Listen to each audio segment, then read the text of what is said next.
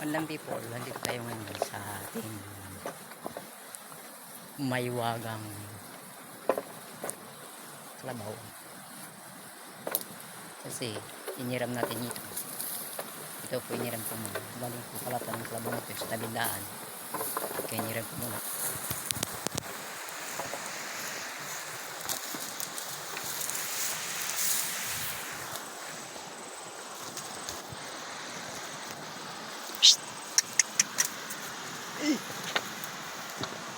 Dito kahirap yung daan.